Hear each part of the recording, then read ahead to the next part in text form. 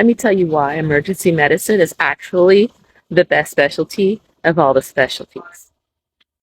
Emergency medicine allows you to have a very broad based training, which means that you know a little bit about most things that may affect the human body, which allows you to be the quintessential doctor.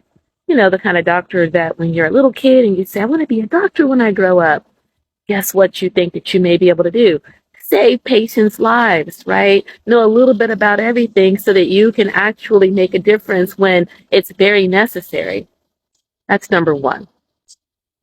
Number two, though, that's a little bit more practical, is as an emergency medicine physician, I actually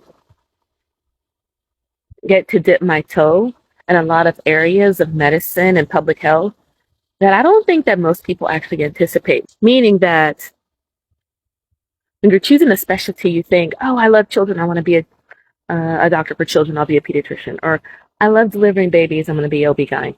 That's great. But what happens when you get tired of that? Like, what happens when you, bad dog, what happens when you decide that maybe you don't work so hard for your money?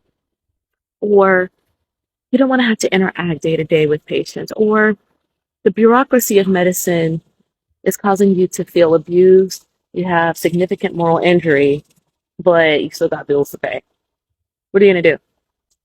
Well, I can tell you as an emergency medicine physician, there are so many opportunities to make money in and outside of medicine because of your broad-based training.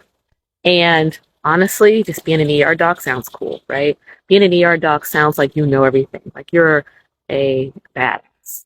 And you can convince anybody that you know anything as an emergency medicine physician.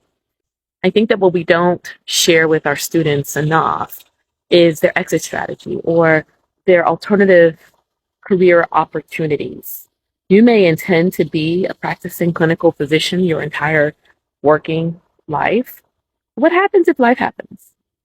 What happens if you can't? What are you going to do? If you are an ER doctor, there are many, many things you can do.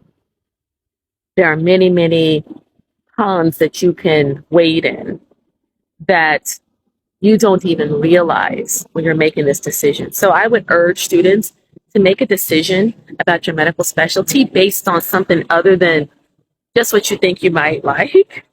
Honestly, I think that you should make a decision based on longevity, intellect, strategy, financial strategy, and opportunity.